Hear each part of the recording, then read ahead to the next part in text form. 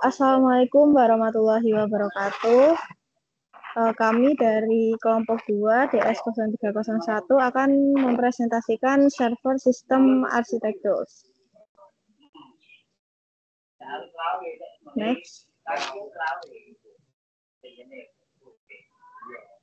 Dengan anggota kelompok saya sendiri, Mutiara Elzela, Aisyah Mufidah, Tiavan Mirantino, Inaya Revalina, dan Ardini Aprilia.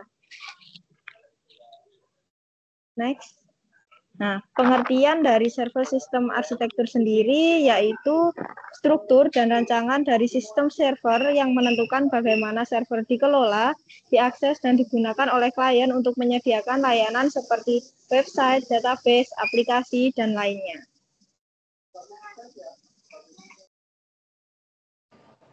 Selanjutnya ada komponen utama dalam server. Yang pertama hardware, yaitu CPU, RAM, storage, NIC, network interface card. Lalu yang kedua ada operating system, Windows Server, Linux Server, Ubuntu Server, CentOS, dan Debian. Yang ketiga ada server software, yaitu ada Apache,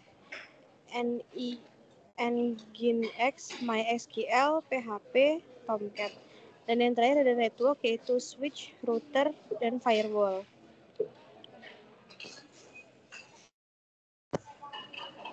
Lalu ada pentingnya server sistem arsitektur. Yang pertama ada centralized management.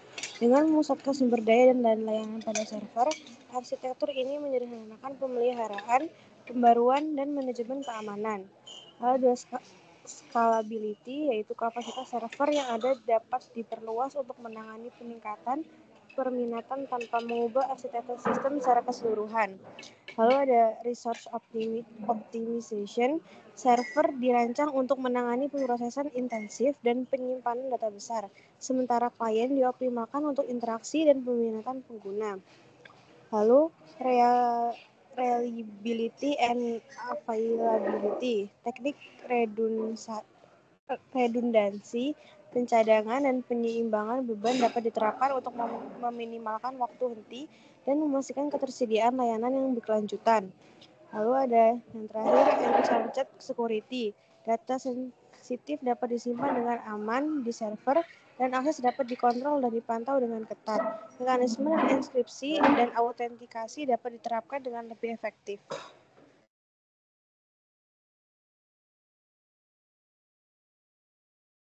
Baik, selanjutnya ada tipe-tipe arsitektur server. Yang pertama, single tier arsitektur, di mana semua komponen UI, logika aplikasi, dan database ini berada di satu server, yaitu memiliki kelebihan sederhana dan memiliki biaya rendah, dan memiliki kekurangan yaitu tidak scalable atau kurang aman. Contohnya server lokal untuk aplikasi internal.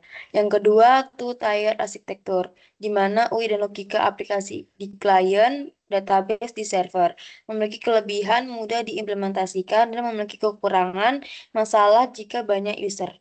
Contohnya aplikasi desktop yang mengakses database server. Next. Yang ketiga ada three-tier arsitektur, terbagi menjadi tiga, yaitu presentasi layer, yaitu klien, aplikasi layer, yaitu web atau application server, dan data layer, yaitu database server. Dengan memiliki kelebihan lebih aman dan scalable, dan memiliki kekurangan kompleksitas yang lebih tinggi. Contohnya aplikasi web, React for10, plus Node, JS Backend, Postgres, SQLDB. Dan yang keempat, N-tier arsitektur atau multi-tier, yaitu lebih dari 3 lapisan yang digunakan untuk sistem besar, dengan memungkinkan pembagian tugas yang lebih spesifik. Contohnya sistem enterprise dan e-commerce besar. Selanjutnya ada model server berdasarkan distribusi. Yang pertama ada centralized architecture. Semua layanan disediakan oleh satu server pusat. Kelebihannya mudah diatur dan kekurangannya jika server mati, semua down. Lalu ada distributed architecture. Server tersebar di berbagai lokasi dan saling bekerja sama.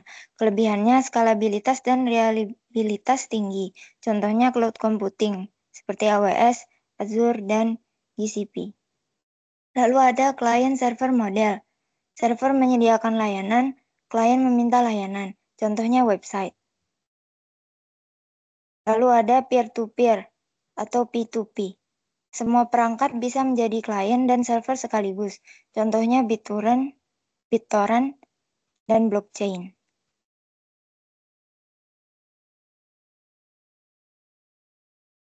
Lalu ada virtualization dan cloud-based architecture. Yang pertama, virtual server menggunakan software seperti VMware, VirtualBox untuk menjalankan banyak OS dalam satu mesin fisik. Lalu ada cloud server, layanan berbasis internet seperti Amazon EC2 dan Google Compute Engine.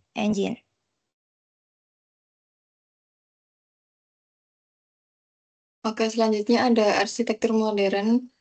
Ada yang pertama ada microservice aplikasi dipecah menjadi layanan kecil-kecil yang independen. Lalu ada containerization, yaitu untuk menggunakan Docker, Kubernetes untuk menjalankan layanan secara ringan dan portable. Nah, ada pertimbangan dalam mendesain server arsitektur.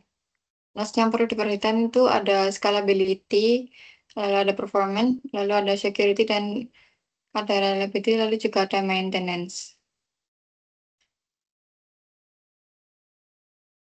Baik, itu saja yang dapat kami sampaikan. Terima kasih atas perhatiannya. Wassalamualaikum warahmatullahi wabarakatuh.